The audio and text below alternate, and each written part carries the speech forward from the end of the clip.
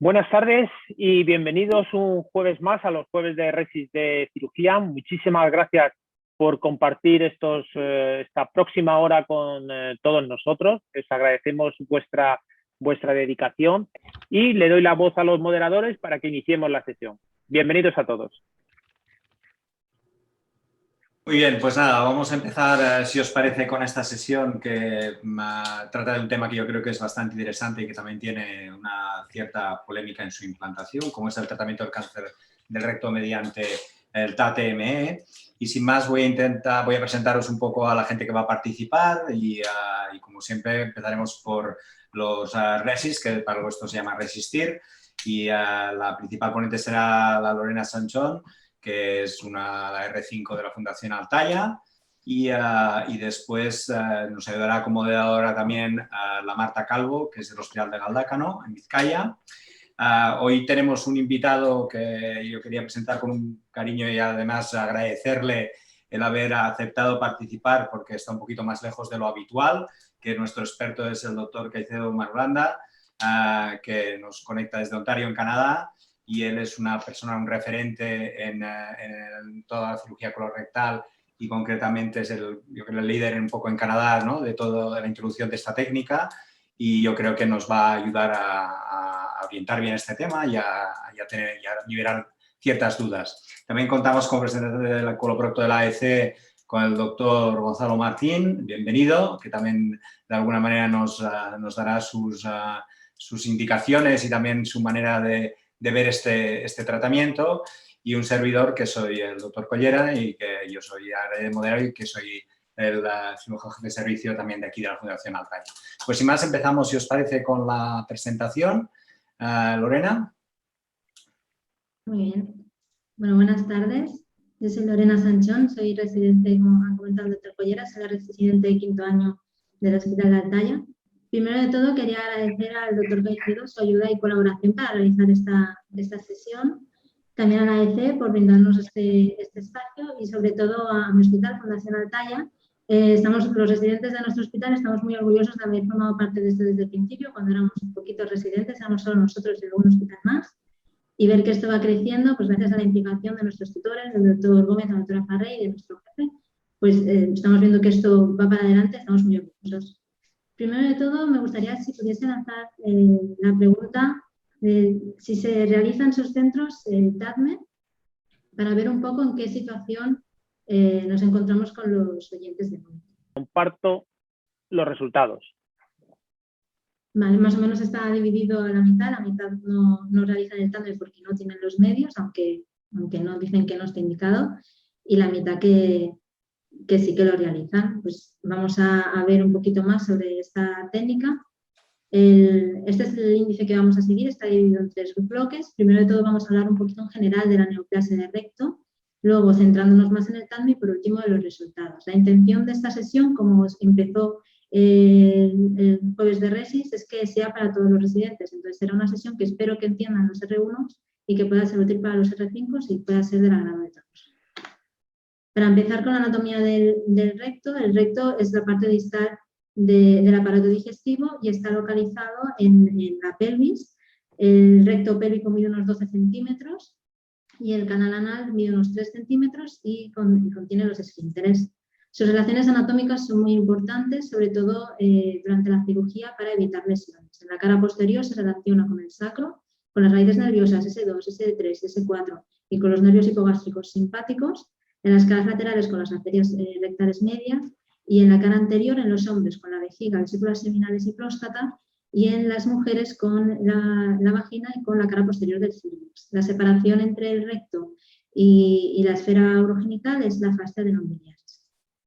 Está vascularizado por la arteria rectal superior, que es una rama mesentérica superior, y en la parte del conducto anal por la arteria ambulonial superior.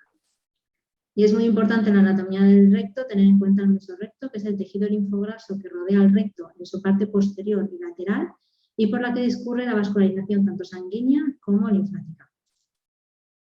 Viendo un poco en general la neoplasia colorectal, vemos que es la tercera causa de cáncer en España, después del cáncer de mama y del cáncer de próstata. Tuvo una incidencia de 35,8 casos cada 100.000 habitantes el año pasado y es la segunda causa de muerte por cáncer en el mundo. Si nos centramos solo en el recto, vemos que la incidencia en los hombres es de 14,7 casos cada 100.000 habitantes y un poco menos de la mitad en las mujeres.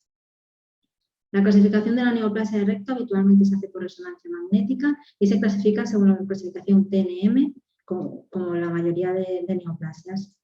T1 consideramos aquellos tumores que invaden la submucosa, T2 aquellos que sobrepasan la submucosa y invaden la muscular, T3 aquellos que sobrepasan la muscular y invaden el tejido adyacente, y por último los T4 son aquellos tumores que sobrepasan la serosa y pueden invadir los órganos cercanos. Consideramos N1 cuando el paciente tiene de 1 a 3 ganglios afectados por el tumor y N2 si tiene 4 o más ganglios. Y esta clasificación tenemos muy importante para decidir el tratamiento quirúrgico de nuestros pacientes, ya que los pacientes T1, T2 sin ganglios afectos irán directamente a cirugía. La diferenciación entre T1 y T2 con resonancia magnética es compleja, ya que la resonancia tiene poca sensibilidad a la diferencia entre T1 y T2, y en estos casos nos es muy útil la utilización de la endoscopia endanal. En los pacientes con T3, T4 o aquellos pacientes que tengan ganglios afectos, realizarán primero quimio-radioterapia no adyuvante o pautas de radioterapia corta y posteriormente cirugía. Y luego ya, una vez analizada la pieza anatomopatológica, se decidirá si tiene que hacer también tratamiento adyuvante o no. Estas son las técnicas quirúrgicas en el cáncer de recto, de menos a más invasivas. La primera es la excisión local, que se puede realizar en pacientes con tumores in situ o T1 sin afectación ganglionar. Es preciso que tengan características histológicas favorables en la biopsia, es decir, que sean tumores bien diferenciados, sin invasión vascular ni invasión perineural. Y nos tenemos que asegurar poder aportar unos márgenes correctos realizando esta técnica, por lo tanto, se intenta que sean tumores no demasiado grandes. La siguiente técnica en complejidad o en invasión sería la resección anterior de recto. Esta es una técnica preservadora de esfínteres que consiste en la resección total o parcial del recto, asegurando un margen distal desde el tumor hasta la resección de unos 2 centímetros y de 5 centímetros del mesorrecto. Posteriormente, seguida de una anastomosis primaria que puede ser colorectal o coloanal. Y la siguiente invasión sería la amputación abdominoperineal. Esta era clásicamente el tratamiento de elección en el cáncer de recto y ahora se utiliza básicamente en los pacientes con afectación de los esfínteres. Se puede hacer resección de todo el complejo esfinteriano con un cierre perianal o una resección interesfinteriana. En la cirugía del recto, una parte muy importante es el mesorrecto del que hemos hablado antes, el tejido linfograso por el que discurre la vascularización linfática, y es por este tejido por el que se produce la diseminación del tumor. En el año 1986, el doctor Held definió la técnica de la excisión total del mesorrecto como la necesidad de resecar tanto el recto como el mesorrecto que lo envuelve, separando la capa visceral y la capa parietal de la fascia rectosacra, siguiendo una línea que él nombró como Holy Plane, y que es una zona avascular que permite que la resección sea sin hemorragia y sin lesiones de los nervios autónomos. Realizando esta técnica pudo describir una disminución de la recidiva de un 12-40% descrito en series previas a un 3,7% a los 5 años realizando esta técnica y un aumento de la supervivencia hasta un 81,7%. Es decir, que realicemos la técnica que realicemos en estos pacientes, es muy importante que en todos los casos hagamos una excisión total de mesorrecto. En estas imágenes pueden ver diferentes mesorrectos. A la derecha del todo, un mesorrecto completo con una superficie lisa, brillante, en el que se ve que no está destinada la capa visceral que la envuelve. En cambio, la del medio ya se ve un aspecto con la fascia lesionada, que probablemente es posible que hayan restos de mesorrecto en la pelvis que puedan condicionar el pronóstico de nuestro paciente. Y el de la izquierda es una excisión de mesorrecto incompleta, una pieza que hay zonas en las que ni siquiera hay mesorrecto, y esta no sería una pieza correcta para un paciente operado en la neoplasia de recto. La excisión total de mesorrecto se puede realizar con diferentes técnicas. Clásicamente se hacía con la técnica abierta, pero como sabemos el recto está localizado en la pelvis, que es una estructura rígida y que nos hace muy difícil a veces la disección en la parte más distal. Y en los rectos medios o bajos, a veces que poder visualizar bien que estamos yendo por el lugar correcto, por el Holy Plane, y que estamos haciendo una resección correcta puede ser complejo. Con la aparición de la laparoscopia se empezó a realizar también la excisión total del mesorrecto por laparoscopia y nos encontramos con el mismo problema. El aparataje de la laparoscopia es rígido y hay veces que en rectos medios o bajos y en pacientes con pelvis estrechas esto lo hace muy compleja esta disección.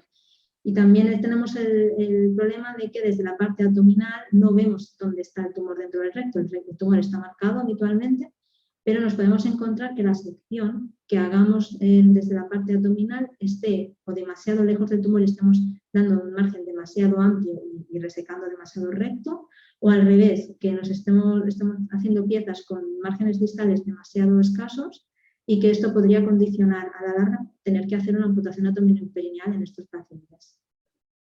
Con la utilización de la vía transanal para la escisión local, en el 2010, el doctor Silla y el doctor Lazi describieron la utilización de la vía transanal para hacer la excisión total de mesorrecto, utilizando una vía combinada transanal y transabdominal laparoscópica para disecar por la parte transanal la parte baja del recto y media y por la parte laparoscópica la parte alta. De esta manera aseguraban un margen distal y hacían una disección simultánea. Esto fue descrito en 2010. Y otra posibilidad es realizar la excisión total de mesorrecto por robot. Como sabemos, el robot nos aporta más maniobrabilidad que la laparoscopia, pero con el problema añadido de que el robot es una técnica cara y que no está disponible en todos los centros. Tenemos diferentes artículos y ensayos que comparan las diferentes técnicas. Uno de los más conocidos es el COLOR 2. Es un ensayo clínico randomizado de 1.100 pacientes en grupo de laparoscopia y grupo de cirugía abierta, en el que vieron que en el grupo de laparoscopia había un menor sangrado, menor estancia hospitalaria, un inicio de las deposiciones más temprano y no hubo diferencias significativas en la pieza quirúrgica, es decir, el mesorrecto era completo, el margen distal eran similares y no había diferencias en la morbilidad ni mortalidad. Por lo tanto, tenemos una técnica que nos aportaba algunos beneficios sin quitar beneficios que podíamos ver con la cirugía abierta. El estudio CLASSIC comparaba toda la cirugía colorectal con el grupo de laparoscopia y el grupo de cirugía abierta y también describen una menor estancia hospitalaria sin ver diferencias en la supervivencia ni en la recurrencia local. Por lo tanto, seguimos pensando que la laparoscopia es una opción correcta para la excisión total de mesorrecto. En el caso de la cirugía transanal todavía no tenemos ensayos aleatorizados que comparen la técnica transanal y la técnica laparoscópica. Está en marcha el COLOR 3, que esperemos que cuando tengamos los resultados nos dé mucha más información. De momento lo que hay disponible son metaanálisis de series de vía transanal y vía laparoscópica, como es el caso de este estudio publicado en 2018, que compara 270 pacientes operados por vía transanal con 303 operados por vía laparoscópica. Lo que se vio es que no había diferencias en el margen distal, en la estancia hospitalaria ni en las complicaciones intraoperatorias y el grupo TADME fue superior en la calidad del mesorrecto, un mayor margen circunferencial, una menor afectación de este margen, menor tiempo quirúrgico ya que la mayoría se realizaban de forma simultánea y una menor tasa de conversión. Por lo tanto, ¿qué ventajas nos aporta la vía transanal? Pues una alta tasa de excisión total de mesorrecto completo, una baja tasa de márgenes circunferenciales afectos, ya que desde la parte transanal podemos visualizar correctamente esta separación entre las dos capas, el llamado Holy Plane, mejor que desde la parte abdominal. Una visualización directa del margen distal. Vemos el tumor, nos vamos 2 centímetros para abajo y ahí será el margen de disección distal y estamos seguros de no estar dentro del tumor. Y un buen acceso a la pelvis. Esto es muy importante en pacientes con pelvis estrechas, rectos bajos y tienen hombres y obesos. Por contra, se han descrito algunas complicaciones intraoperatorias no descritas con otras técnicas, como la lesión uretral o la lesión vesical. Nos faltan resultados a largo plazo, como hemos comentado, es una técnica que se describió en 2010, por lo tanto no tenemos estudios a largo plazo sobre esta técnica, que esperamos que más adelante podamos tener más resultados. Tiene una curva de aprendizaje larga y existe la posibilidad de que con esta técnica estemos haciendo anastomosis más bajas de lo que hacíamos previamente, ya que a lo mejor estamos yendo más bajos de lo que íbamos previamente y esto nos puede condicionar un empeoramiento de la funcionalidad en nuestros pacientes.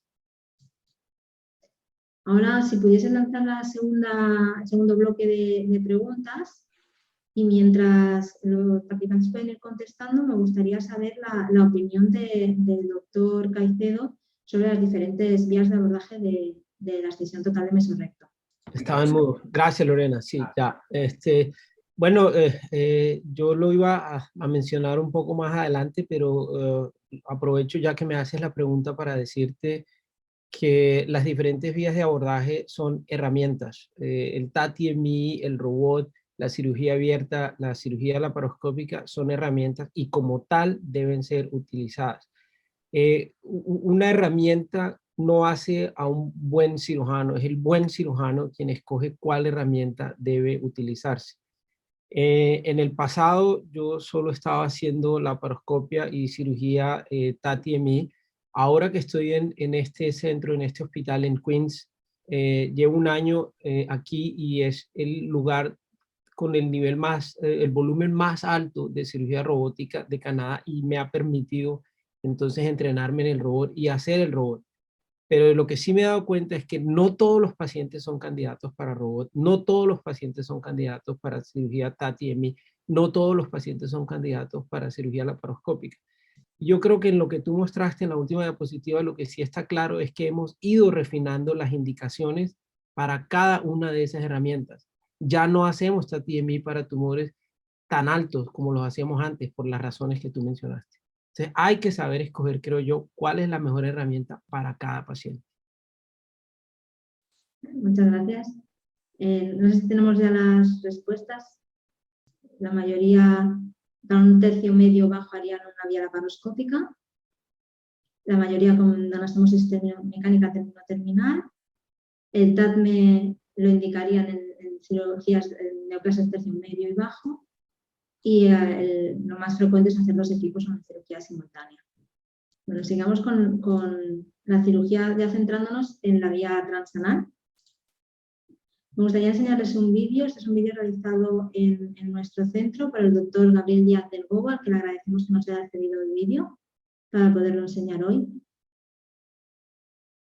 Esta es la disposición de los cirujanos en quirófano, los cirujanos transabdominales, la instrumentista transabdominal, los cirujanos transanales y la instrumentista transanal, cada uno con su equipo de laparoscopia por separado para no contaminar la vía abdominal con material que hayamos utilizado en la vía transanal.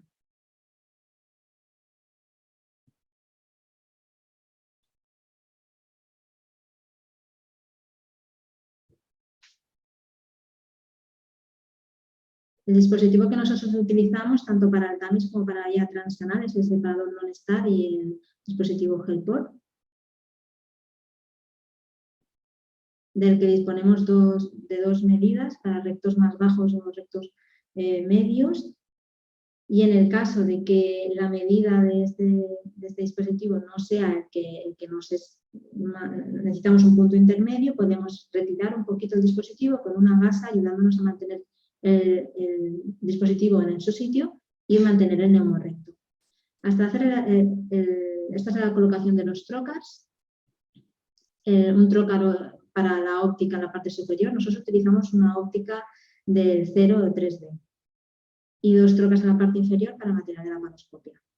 Hasta hace relativamente poco no teníamos disposición de utilizar el AirSeal y entonces utilizábamos una alargadera de vía abierta para asegurar una salida continua del flujo de neumorrecto y colocábamos el neumorrecto con el flujo al máximo. De esta manera el neumorrecto entraba de forma continua y iba saliendo de forma controlada, asegurando que no se producían esas fluctuaciones que a veces se pueden producir durante la vía transanal al no utilizar el AirSeal, que son tan molestas y pueden ser peligrosas durante la disección, ya que nos podrían condicionar a hacer alguna lesión. Y de esta manera manteníamos un flujo constante. Lo primero de todo es localizar el tumor. Nosotros colocamos esta gasa para asegurar que no subiese más neumo hacia la parte del colon y realizamos una bolsa de tabaco intentando asegurar un margen distal de aproximadamente unos 2 centímetros. Mientras hacemos la bolsa de tabaco, en la parte abdominal tienen cerrado el colon con una pinza para intentar que no les suba mucho el neumo y luego aspiramos este neumo para facilitar luego el trabajo de los compañeros en la parte transabdominal. Nosotros hacemos un lavado de esta parte distal del recto antes de empezar la disección con yodo y suero. Empezamos la disección de forma circunferencial y simétrica, asegurando que vamos haciendo de forma simétrica todas las zonas del recto y siguiendo este plano, esta capa vascular que nos asegura que no haya sangrado. En el caso de que se produzca un sangrado, debemos tener en cuenta que nos hemos ido más laterales de lo que teníamos que ir, hay que ir un poco más mediales.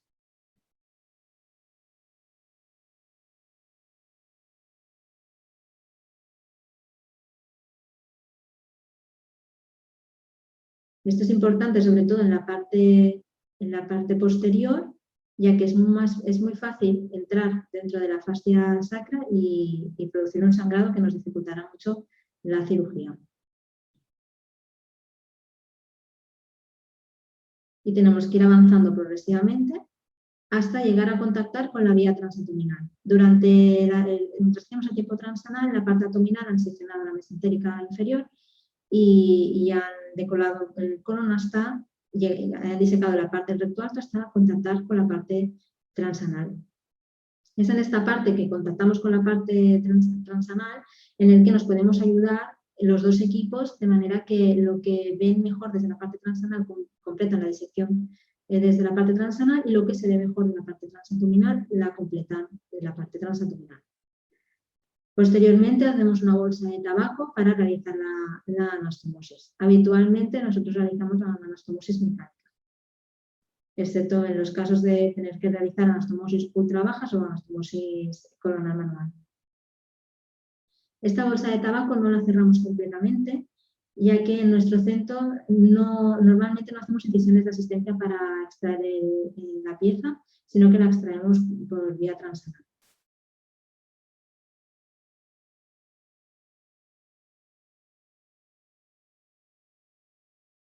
Para extraer la pieza utilizaremos una bolsa de laparoscopia en la que introduciremos tanto el tumor, el recto, como el meso, intentando que quede hasta los vasos seccionados dentro de la bolsa. Esta bolsa tendrá dos funciones. La primera, evitar que el tumor entre en contacto con la pelvis y que pudiesen haber implantes. Y la segunda, facilitar el deslizamiento de la pieza por la pelvis y poder extraerla por vía transanal. Si esto no fuese posible, haríamos una incisión de asistencia. Habitualmente hacemos un fanning. Una vez extraída la pieza, vemos a qué altura, vemos dónde están los vasos y a qué altura tenemos que seccionar el colon y colocaremos el cabezal para hacer la anastomosis circular. En esta imagen se puede ver una anastomosis lateroterminal mecánica.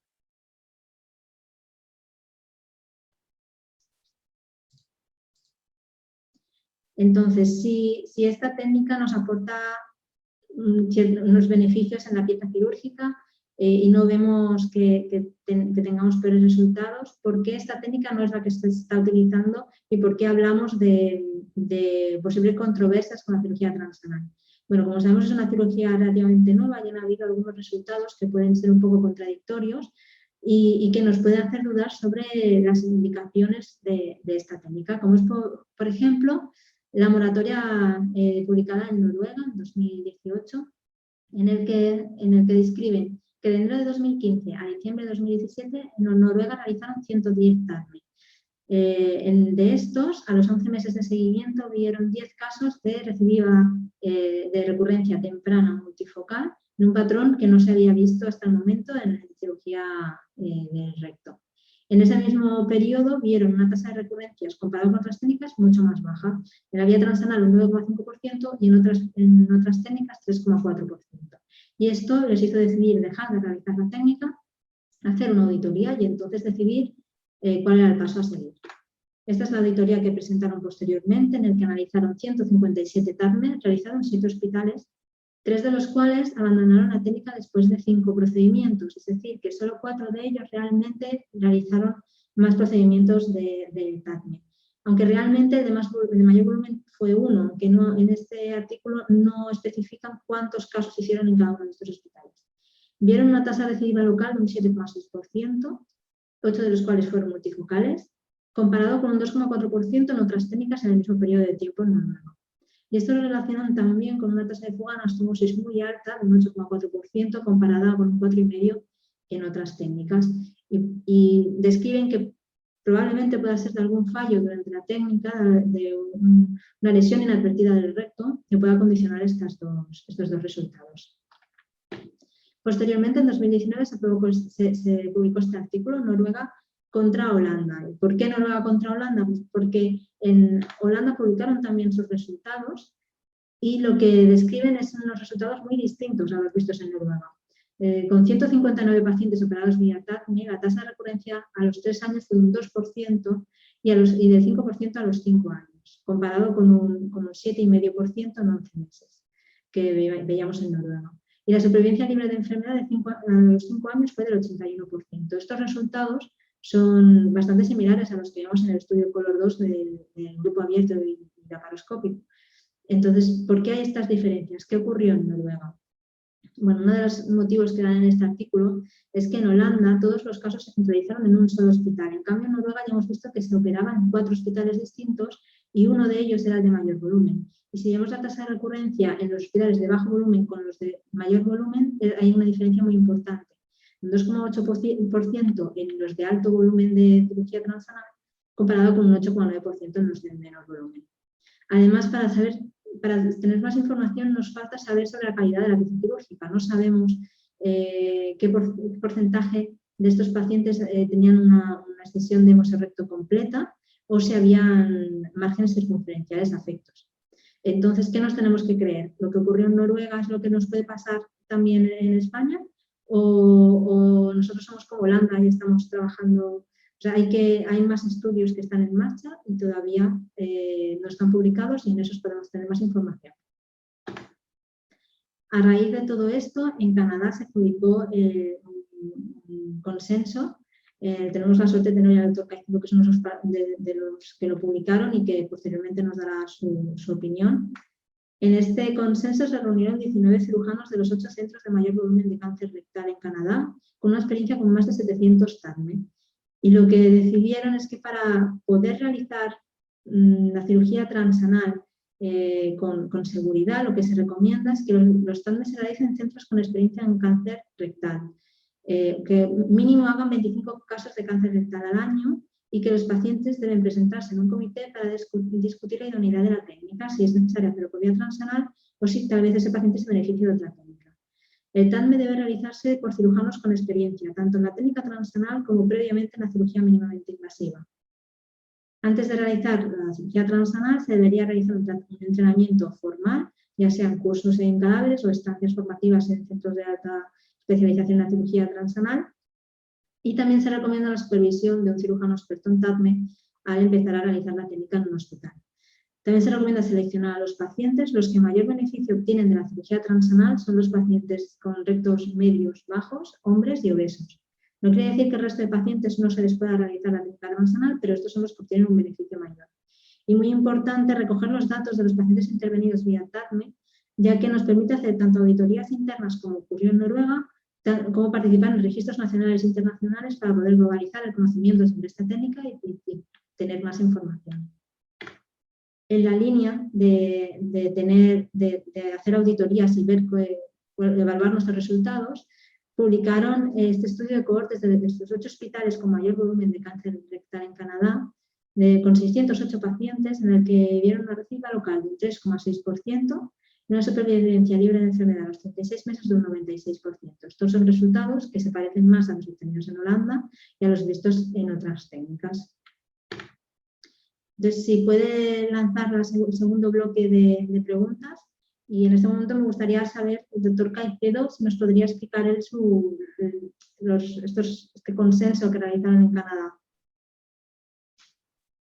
Gracias, Lorena. Sí, el consenso lo basamos básicamente en 4 puntos que tenían en cuenta el cirujano, la institución, el paciente y el último punto era control de calidad.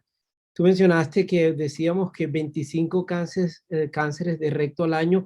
Un poquito para precisar, pensábamos que tenía que tener mínimo 25 cánceres extraperitoneales. que no es lo mismo que el volumen total. Es decir, 25 casos como mínimo que clasificaran para resección TAT-TMI.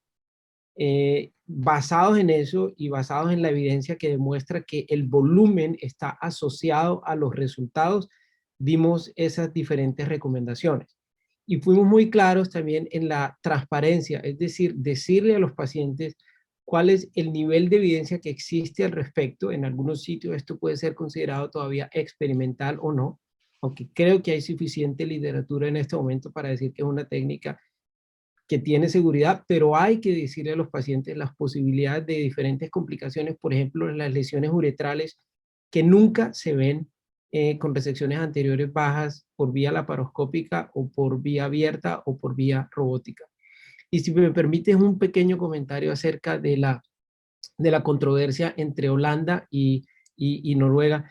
Yo pienso que los noruegos definitivamente son muy buenos cirujanos y el registro histórico que muestra una recurrencia local de 3.4%, pero cuando uno analiza los datos de sus 157 pacientes, hay muchísimas preguntas que vienen a la luz. Por ejemplo, los 4 hospitales que más hacían volumen tenían un total de 57 pacientes, es decir, tenían un volumen bajísimo de resecciones TAT-TMI. Segundo, ellos reportan un 13% de márgenes positivos o de resecciones R1 y reportan que hubo un 5% de márgenes circunferenciales positivos. Y aunque no está explícito, lo que te queda pensar es que hubo un 7%, perdón, un 5%, un 7% de lesiones, un 8% de márgenes distales positivos, porque 5% fueron circunferenciales, de 13 nos quedan un 8% que no hay explicación, es decir, tuvieron un alto porcentaje de márgenes distales positivos, lo que indica que hubo un problema técnico. Además de eso, de 13 pacientes, solo uno, o de 12 pacientes, solo uno recibió neoadyuvancia de quimio y radioterapia, con pacientes que tenían indicación para quimio y radioterapia, es decir, estadios 3 o tumores 3 o más de nivel 3. Entonces, hay muchas preguntas que no quedan claras. A mi modo de ver, el problema es técnico. Y hago la salvedad, son muy buenos cirujanos. Cuando tú miras el registro histórico de ellos, 3.4% de recurrencia local, son resultados espectaculares. Muchas gracias. Si podemos ver los resultados, vale. ¿Ha influido de alguna manera los resultados obtenidos en Noruega para la indicación quirúrgica? Vemos que la mayoría no, aunque hay algunos casos en los que dejaron de realizar la técnica por este estudio. Si han realizado previamente formación específica o han sido supervisados al iniciar la técnica TADME, vemos que la mayoría no, aunque hay un tanto por ciento importante que, si sumamos, que han hecho formación específica, un experto o han hecho ambas cosas. ¿Y cuál cree usted que es el mayor obstáculo para implementar el TADME? La curva de aprendizaje, como con un 70%, la que es el mayor obstáculo para poder empezar a implementar TADME. Muy bien, pues nos vamos ya al último bloque, que muy brevemente queremos presentarles nuestra propia auditoría interna de Altaya. En Altaya empezamos a realizar la técnica por vía transanal en agosto de 2013 y hasta la semana pasada hemos operado 234 pacientes. 2/3 de ellos eran hombres con una edad media de 67 años. La mayoría de ellos eran rectos medios o bajos, y sí que es cierto, tenemos algunos pacientes operados de rectos altos por esta técnica, y esto es porque consideramos que en hombres que han recibido quimioterapia y radioterapia neoadyuvante, estos rectos altos se pueden comportar como rectos medios en la disección y nos puede facilitar el realizar la técnica combinada, la transabdominal y transanal, puede facilitar esta disección. Nuestra experiencia en los pacientes que ya han cumplido los 3 años de seguimiento, tenemos 177 pacientes con una edad media de 65 años, la mayoría operados por vía laparoscópica. Uno de ellos inicialmente se empezó por la laparotomía porque tenía la penetración de una cirugía previa, y tenemos 3 casos de conversiones. La mayoría de los pacientes se realizó con anastomosis colorectal mecánica con un tiempo quirúrgico medio de 4 horas y media.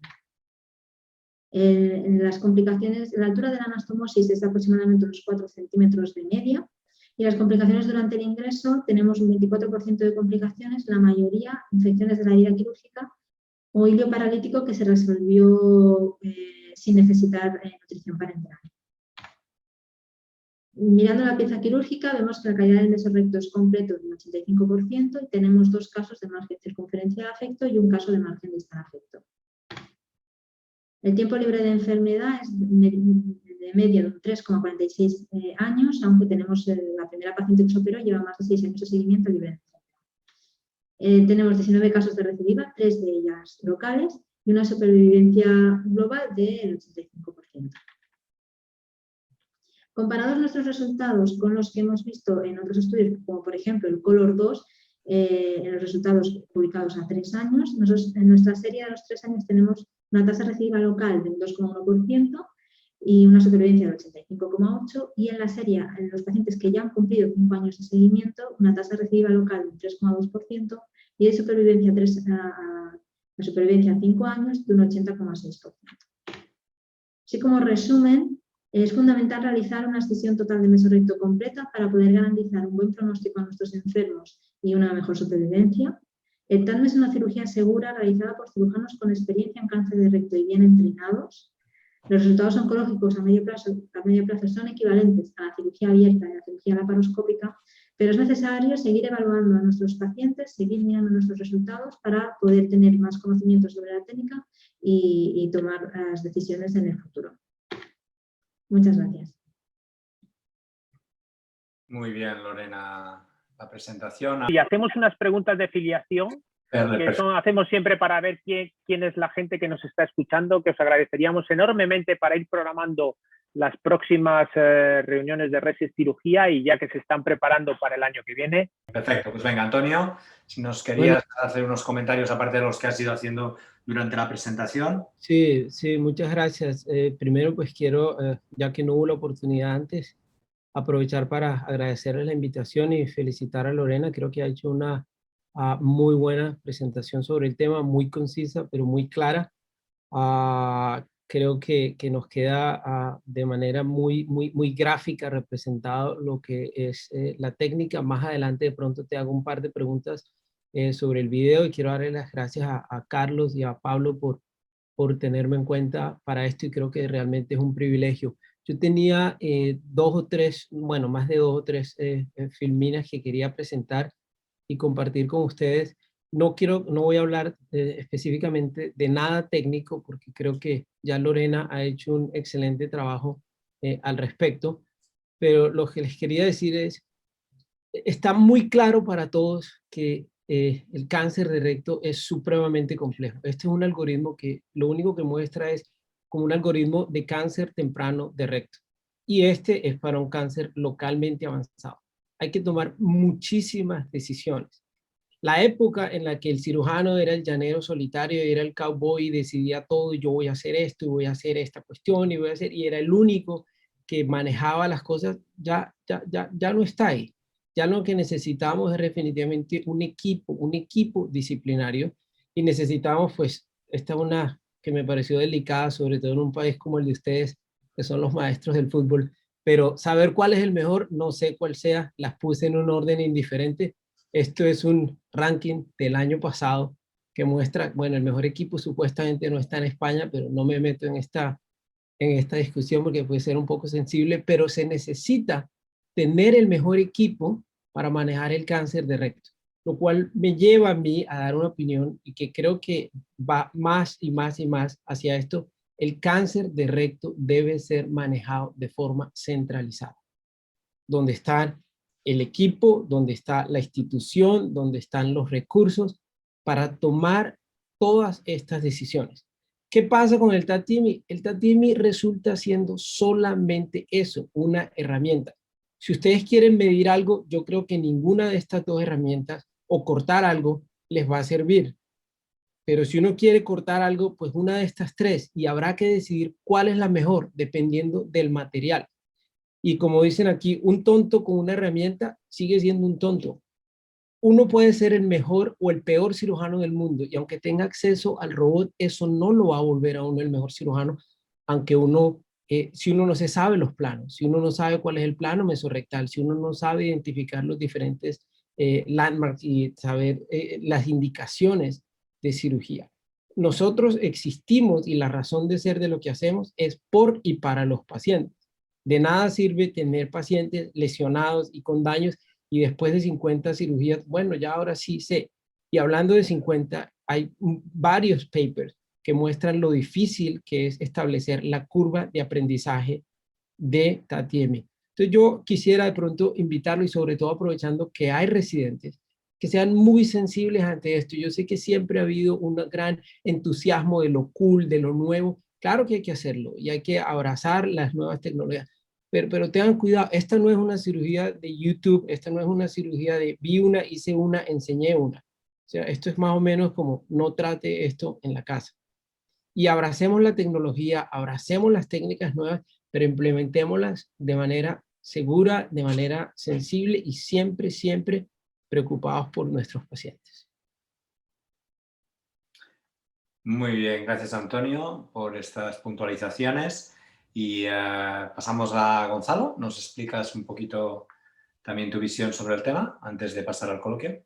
Bueno, buenas tardes. Como representante de la sección de coloprocto de la AEC, yo quiero daros las gracias. Pablo, Carlos, ya sabes, el reconocimiento que le tengo al trabajo que estás haciendo.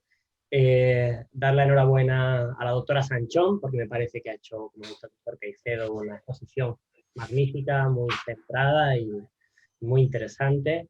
Agradecer también al doctor Caicedo, por supuesto, que esté con nosotros desde Canadá, ni más ni menos. Apuntarle que el equipo que falta en la lista que ha puesto es el Cádiz Club de Fútbol, que es el mejor, por supuesto.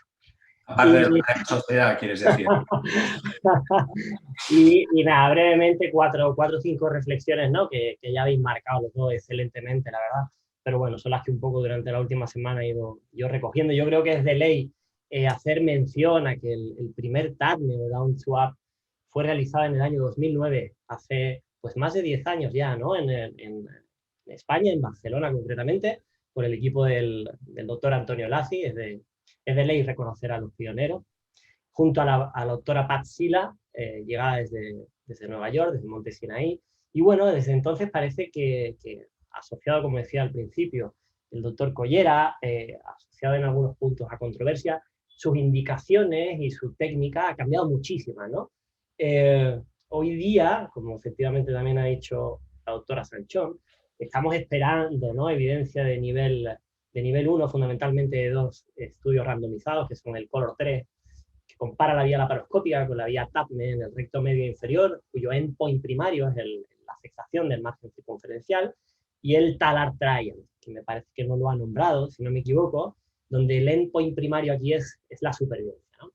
Yo ahora quiero citar brevemente a tres maestros que creo que tienen mucho que decir del tema y que se ha hablado de esto en las últimas semanas. El doctor Wexner decía la semana pasada, cuando por Twitter intercambiamos unos mensajes después de un webinar allí de Weston, de Cleveland Clinic, que el TATME debe continuar, ¿no?, en centros con alto volumen y suficiente nivel de experiencia en cirugía transanal y laparoscopia, pero además con suficientes recursos, ¿no? Es importante, como decíais, el contar con evacuadores, el contar con la posibilidad de tener dos equipos, de poder tener tecnología 3D, tecnología de fluorescencia, pues los resultados probablemente van a ser diferentes, ¿no? Y además de esto, pues lo que habéis comentado también, que los resultados tenemos que continuamente auditarlos para saber en qué línea vamos, ¿no? En esta línea, otro de los expertos en el tema, con el que también intercambié una serie de emails esta semana, con el doctor Lazi, pues un poco hablaba en la misma línea, ¿no? Creemos, ¿no?, o cree que obviamente esto debe continuar, ¿no?, pero que el camino, como decía el doctor Caicedo, y repito un poco los datos del consenso canadiense, ¿no?, el camino está en el marco de centros, por supuesto, expertos, ¿no?, de alto volumen. Y lo más importante, con un entrenamiento adecuado, como decía Caicedo, que me ha gustado mucho, no es ver un vídeo en YouTube y ejecutarlo inmediatamente, ¿no? Hace falta un entrenamiento para, primero, no hacer más daño a los pacientes y luego que nuestro entrenamiento no sea frustrado, ¿no? Hacerle una dirección correcta, con un programa de proctoring durante la curva, con indicaciones correctas y, de nuevo, auditando los resultados. Y por último, yo querría añadir, citando a uno de mis maestros, al doctor Roch, alguien que yo respeto mucho en la opinión, en el cáncer de recto. En el año 2019, cuando hacíamos una campaña en Twitter de la ACP sobre el cáncer de recto, hizo una reflexión muy interesante que decía bueno, que lo realmente importante no es todo lo que sepamos o que podamos llegar a hacer con nuestra tecnología, o con nuestras manos, o con nuestras habilidades, sino lo que verdaderamente nuestro paciente necesita según sus necesidades y expectativas.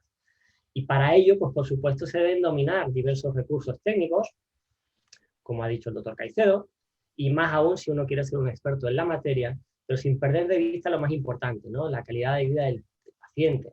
Y a este tenor, pues el LARS, la continencia, etcétera, etcétera, ¿no? Y bueno, para finalizar yo quería lanzar pues, un par de reflexiones para iniciar o de preguntas para iniciar la discusión, si me lo permitís. Y bueno, la primera es que si creéis, y la audiencia, que también puede participar, creéis que el inicialmente criticado abordaje de 2 equipos simultáneos, también llamado Cecil, ¿no? Bautizado así por su creador, de nuevo el doctor Lacy, en memoria al león Cecil, que como todos sabéis es un icono de la protección animal, pues fue cazado cruelmente en Zimbabue por un dentista, Walter Palmer. Cuando se habla de excelencia en la realización del TAPME, es decir, debería ser considerado el estándar, es lo que hay que hacer, es decir, el no hacer el equipo simultáneo es no estar haciendo el estándar, es decir, hacer una técnica infra. Y la segunda pregunta, que también es una reflexión que viene de lo que ha dicho el doctor Caicedo, ¿no? ¿Creéis que la universalización del robot, de la cirugía robótica, va a acabar en unos años con el Down to Up o con el TAPME, o que lo implementará en otros países donde el robot está más implementado hace más años, ¿no? Como Asia, en el que yo estuve durante una época con el doctor Kim, realmente no veías tanto TAPME, ¿no? Mucho robot, pero no veías prácticamente TAPME. Quizás porque es más difícil de reproducir el TAPME que el robot, universalizar. Ahí lo dejo, y muchas gracias a todos. Muy bien, Gonzalo, pues muchas gracias. Las 2 preguntas que tú has introducido ya las tenía aquí puestas. Si no te sabe mal, las haremos un poquito en el orden, pero yo creo que tendremos la oportunidad de responderlas.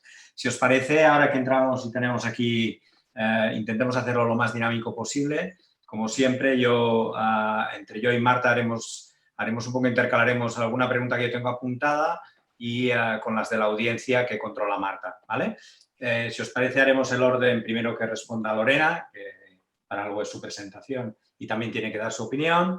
Después pasamos, si os parece, a Gonzalo y acabamos con Antonio, ¿vale? Y así hacemos un poquito dinámico esto, ¿vale? Yo creo que una de las primeras cosas que yo tenía apuntada era el por qué no lo hemos respondido durante las preguntas, y todo va orientado a lo que es la curva de aprendizaje, y también quería vuestra opinión si la curva de aprendizaje tiene solución. Evidentemente, algo que se puede aprender, pues debería de tenerlo, pero si realmente pensáis brevemente, lo más breve posible. Empezamos, Lorena, ¿tú qué opinas sobre esto?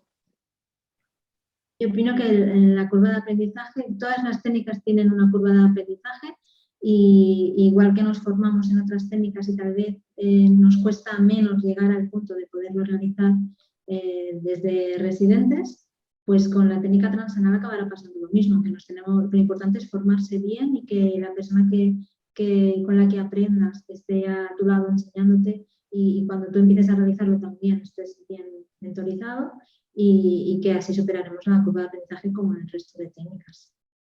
Gonzalo. Yo lo suscribo. Yo creo que en nuestro país deberíamos invertir más en formación práctica.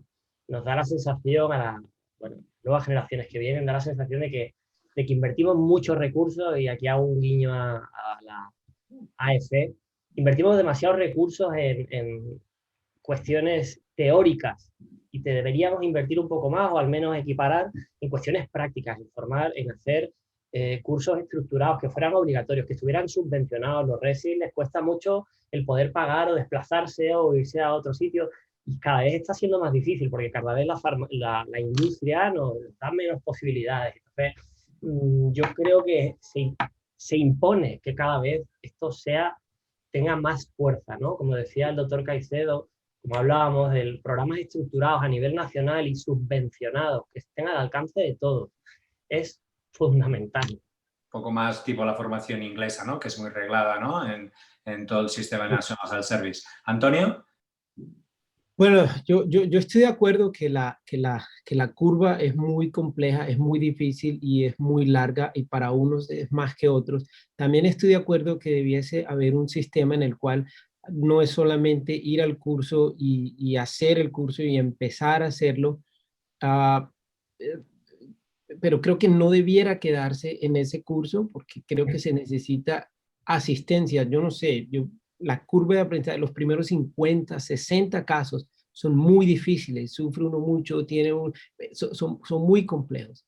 Y todo el que haya hecho TATIEMI se da cuenta que después de este tiempo, lo que yo sí no sé es si estuviera a ser para todo el mundo, porque no podemos convertir, por ejemplo, TATIEMI, no, todo el mundo tiene que tener acceso, porque el que haga 3 o 4 cánceres de recto de manera intermitente, 3, 4 cánceres de recto al año, no, yo aprendí esta técnica por si de pronto, y cumplí con todos los requisitos, pero se necesita es algo que se mantenga. Por eso pienso que tiene que ser centralizado, teniendo un programa específico que no sea, viniste al curso de 2, 3 días y ya estás listo. No, viniste al curso y el programa sigue con un proctor que te sigue por tus primeros 10, 20, 30 casos contigo.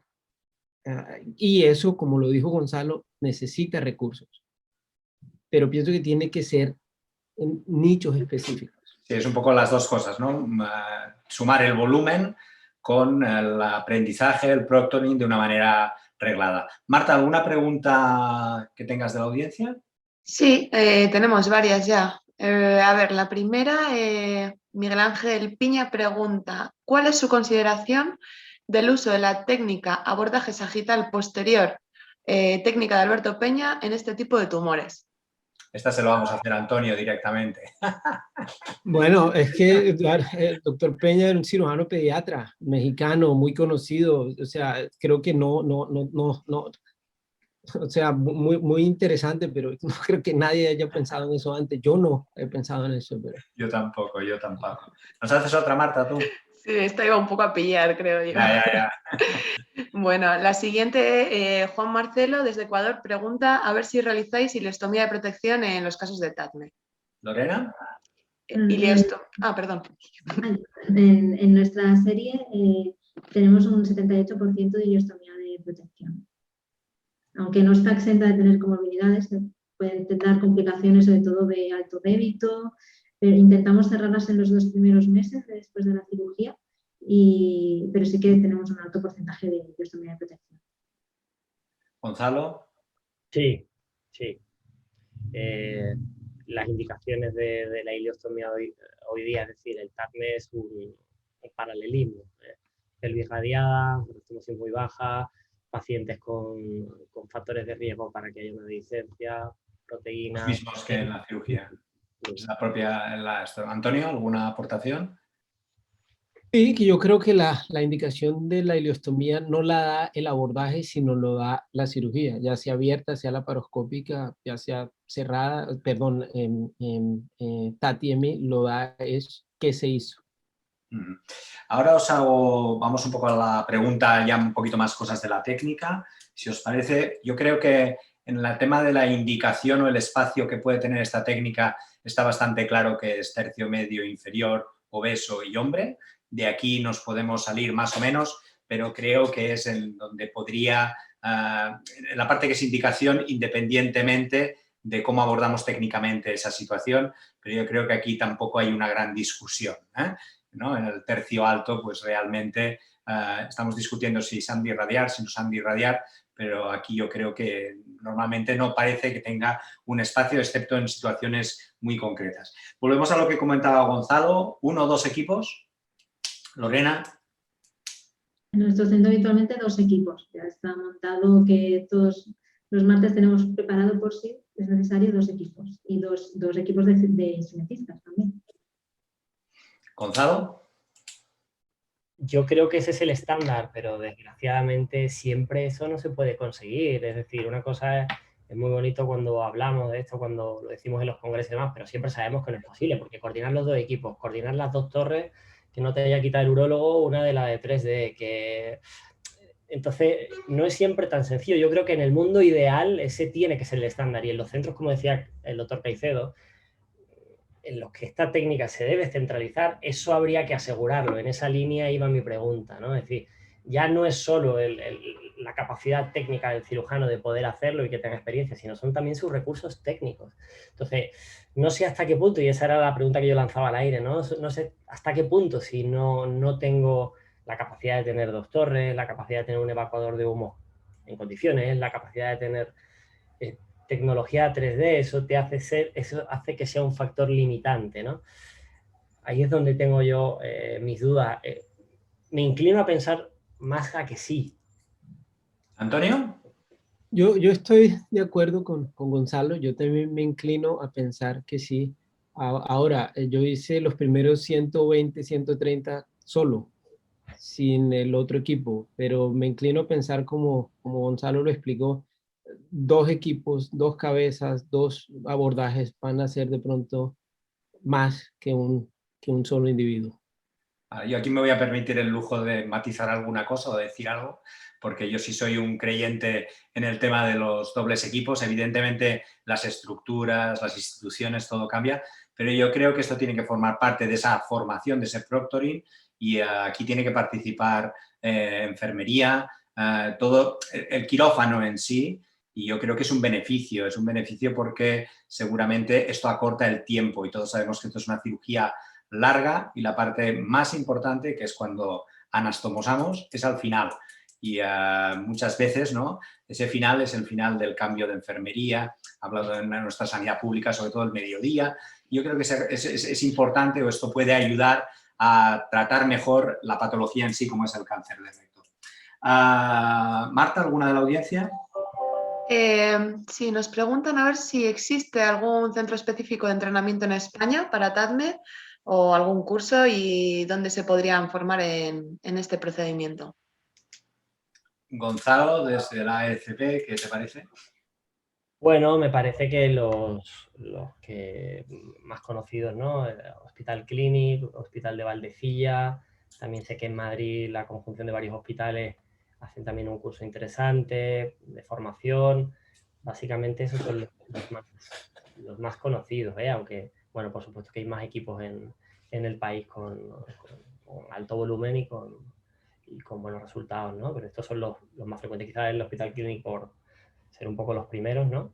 Y el resto porque, bueno, se ofertan varios cursos en la AEC hasta donde yo sé. Yo me atrevo a hacer un añadido. Bueno, también hay la gente del Gregorio Marañón junto con la Concha, tienen un proyecto muy interesante que ya han repetido, me parece, no sé si el segundo o el tercer curso anual. Y luego hay un proyecto dentro de la AEC que ha empezado hace poco, que se denomina Red AEC, que es un proyecto colaborativo en donde la gente, los centros docentes se pueden ofertar y la gente puede ir en concreto a ver una cirugía determinada.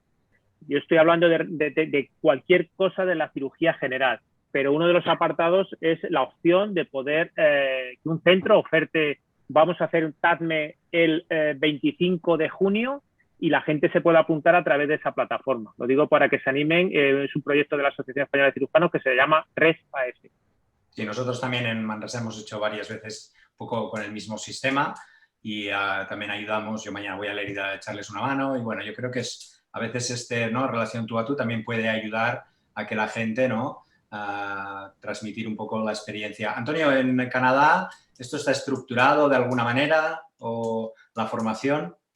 Sí, teníamos un curso que estaba centrado en Toronto, pero después de 4 o 5 generaciones el curso se paró porque pues, Canadá realmente, aunque en extensión es muy grande, es un país relativamente pequeño, 35 millones de habitantes, 13 provincias, y ya se estaba saliendo de control porque había mucha gente viniendo a los cursos con un volumen muy bajo, gente sin el entrenamiento adecuado, gente que solo lo quería hacer por tenerlo, por si de pronto. Entonces se cerró el curso y ya no hay más. La gente que se está entrenando como parte de su fellowship, como parte de su entrenamiento como cirujano colorectal. Yo personalmente pues tuve y digo el privilegio de entrenar con el doctor Lassie en Barcelona y pues, o sea, eso fue aprender con el maestro. Muy bien, muy bien.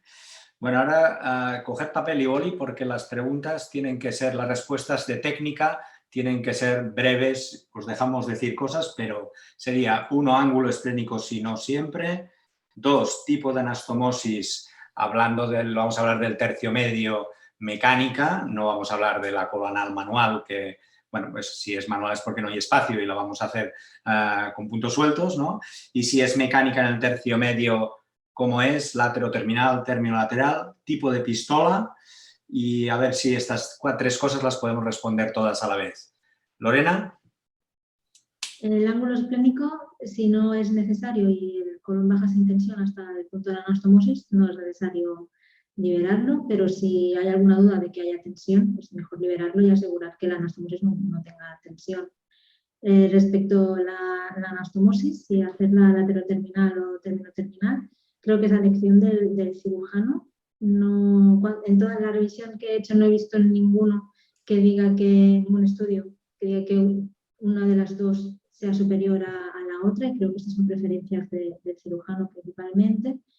Y respecto a la pistola, creo que también tiene mucho que ver el paciente, ¿no? La medida de la pistola, si será de 31 o 33. Creo que esto depende de las características físicas del paciente. Y añado una más, ya que te falta solo una, ICG si no, si lo tienes. Si lo tienes, ¿por qué no usarlo y ver que la anastomosis tiene una vascularización correcta? Si lo puedes usar, yo creo que deberíamos usarlo. Gonzalo. ICG siempre. Es decir, esta para ti es fácil. Soy de los que opina que del mismo modo que creo que el estándar en el down to up debe ser que habla de los evacuadores, de los dobles equipos y demás, yo creo que ampliando más de la cirugía colorectal que implique una anastomosis hoy día debería ser con ICG siempre. Es decir, y es lo que viene, es decir, ya no vamos a comprar ninguna torre que no tenga esa capacidad. Porque sabes los beneficios que tiene. Ángulo esplénico, sí. Tightness, sí. Y el resto lo suscribo, lo mismo que ha dicho Lorena. Con respecto a la pistola, tipo de pistola, una pistola estándar cerrando de arriba abajo o una pistola hemorroidal que sabemos que tira al revés con un yunque largo. Mira, a mí la que más me gusta es la de, no me gusta decir marcas, la de Frankemann. La de Frankemann está muy bien, pues como preferencia personal. ¿Antonio? Ángulo esplénico siempre para mí. De hecho, yo empiezo la cirugía por el ángulo esplénico. La razón es la siguiente.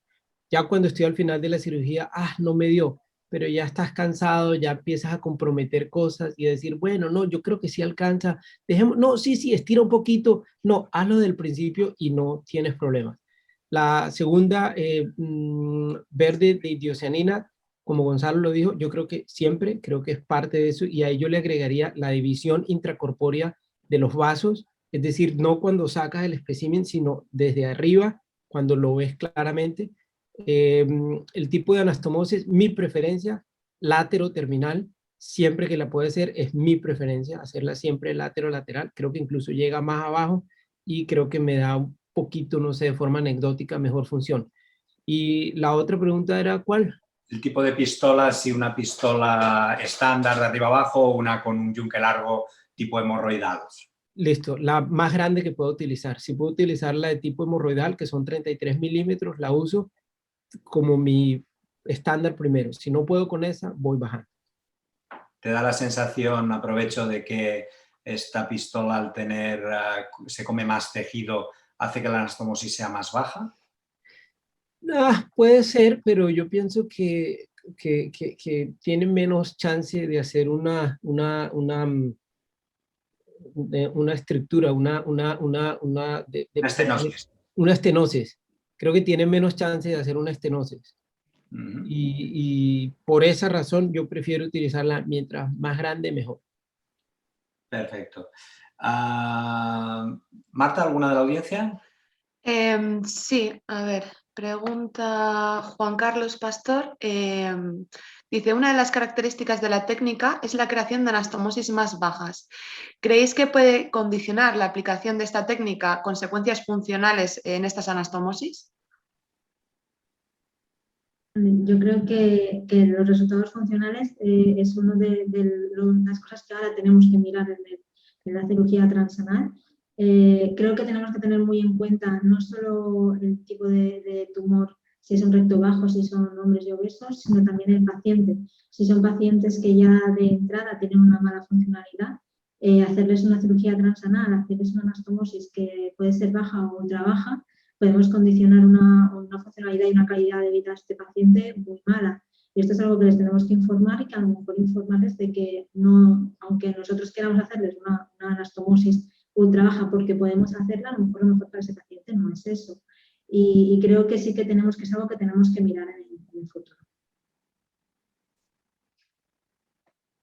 Totalmente de acuerdo con la doctora, lo ha clavado. Yo creo que es mejor una cirugía en según qué ocasiones, menos elitista, pero que ofrezca una calidad de vida superior a nuestros pacientes, que una cirugía muy elitista que no le dé calidad de vida al paciente porque está mal seleccionado. Y no solo por las características del tumor, ¿no? Sino por las implicaciones en cuanto a la continencia fundamentalmente. Y sabemos que las anastomosis, cuanto más bajas y cuanto más deficiente es el aparato esfinteriano del paciente, la edad, la radiación, etcétera, pues esos resultados van a ser peores, ¿no? Y son pacientes que van a tener un Large score más alto, con un deterioro muy importante de su día a día, ¿no? Todos los pacientes que van por cirugía de recto van a presentar mayor o menor grado de LARS. Eso está claro, así le quites solamente el tercio superior, que la función va a cambiar de una u otra forma. Entonces, todo lo que dijo Lorena, totalmente de acuerdo. Hay que tener claro es que siempre va a haber mayor o menor grado de LARS. Unos pacientes se van a adaptar mejor que otros, pero siempre va a haber algún grado de difusión. Muy bien. Hago dos preguntas más que te las dirijo a ti, Antonio, de las que yo tenía aquí apuntados. Luego miramos si hay alguna más a la audiencia. La primera, ¿la extracción de la pinza transanal te parece una posibilidad a considerar constante, no? Bien, ¿qué te parece? Para mí es algo que es selectivo en cuanto si la pelvis es muy angosta o el tumor o el mesorrecto es muy grande, muy bultoso, ni siquiera lo intento. Y la razón por la cual por lo que lo hago así es porque cuando tú estás peleando con ese espécimen, ahí es cuando uno rompe los vasos periféricos, la arteria marginal, ahí es cuando uno la rompe porque está peleando con eso. Si me sale muy fácil y creo que la hago transanal, si no, hago una incisión de fan steel sin pelea, sin problema y no hay lío. Y la pregunta que hacía Gonzalo antes comentaba, que yo creo que la persona más indicada por lo que has comentado eres tú para responderle, ¿no? Ahora que tú, no sé si me equivoco, ¿no? Hemos hecho TATM y ahora nos hemos aficionado al robot, porque lo tienes donde estás. ¿Qué combinación? ¿Es sustituto? Hay gente que opina y hace robot que dice que es necesaria esta técnica. El beneficio de seleccionar por vía inferior el margen, que es uno de los beneficios que podría tener esta técnica. ¿Piensas que hay un espacio combinado para hacer ¿no? la parte, la sección distal y después el robot por arriba? Danos un poquito tu opinión, porque creo que es la persona que tiene experiencia de haberlo hecho de las dos maneras, ¿no? Yo no he hecho robot, con lo cual no puedo opinar, evidentemente. Sí, el robot es fantástico, es fenomenal. Yo creo que el robot va a seguir mejorando y va a seguir dándonos muchas posibilidades de hacer cosas muy interesantes, pero el robot aún no supera el principal problema, que es el control del margen distal, que TATI-MI sí controla el margen distal. John Marks publicó ahorita en DCR un video con el SP, con el single port, haciendo TATI-MI, y de pronto eso es lo que va a pasar. Aquí nosotros hemos hecho robótica por arriba y robótica por abajo, o robot y el TATI-MI, pero se vuelve entonces, ¿cómo puedes hacer que la cirugía sea cada vez más costosa? Y ya cuando te metes en problemas con los administradores y con el hospital, porque hay otras opciones. Yo pienso que lo bueno es seleccionar cada paciente para cada técnica. Yo tengo un poquito la presión de mis colegas, que ellos todo lo hacen robótico porque pues, les gusta y están muy engomados con la cosa del robot. Yo los míos los parto. Entonces estoy más mitad y mitad. Muy bien, muy bien. Marta, ¿alguna pregunta así última de la audiencia para pasar un poco ya, porque son y cuarto, y intentar ir cerrando la discusión? Vale, hay una aquí, pregunta Nairo Senejoa. ¿Se puede hacer TADME abierto, es decir, sin plataforma ni neumorrecto bajo visión directa? Y si es así, ¿hasta dónde se podría progresar? Venga, Antonio, estás de invitado, te toca. Yo creo que no, porque o sea, el canal anal está cerrado. Necesitas tener una plataforma, necesitas poner exposición. Si lo haces en una plataforma, estás haciendo un intento de hacer algo transanal por vía convencional, pudiera parecerse al Tata, y aún el Tata, Gerald Marx describió poner suturas y hacer algún tipo de resección, y es muy limitado lo que puedes hacer. Ahora, si lo vas a hacer abierto, tienes que primero hacer la vía transanal y después abrir, porque si no tienes neumo, no hay espacio. O sea, creo que la respuesta corta es no. Muy bien, pues yo creo que más o menos ya estamos en tiempo. Yo creo que el nivel ha sido muy bueno, sobre todo agradecer tanto a Marta, que nos ha dado la moderación, como a Lorena en la presentación, y como no, tanto a Gonzalo como a tú y a Antonio, que debe estar en una poquita diferencia ahora, pero no es mala hora, me parece ahí, y agradecerte mucho y el que nos hayas ayudado en esta mesa, y muchísimo gusto en poder en futuras colaboraciones contigo, y agradecerte mucho tu opinión de experto. Carlos, ¿querías decir alguna cosa, Antonio? Perdona.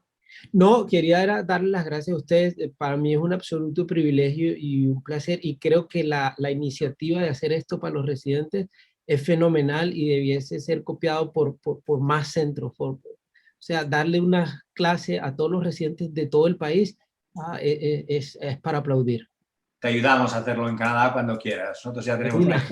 Vamos a hacerlo, vamos a hacerlo. Gonzalo, Carlos.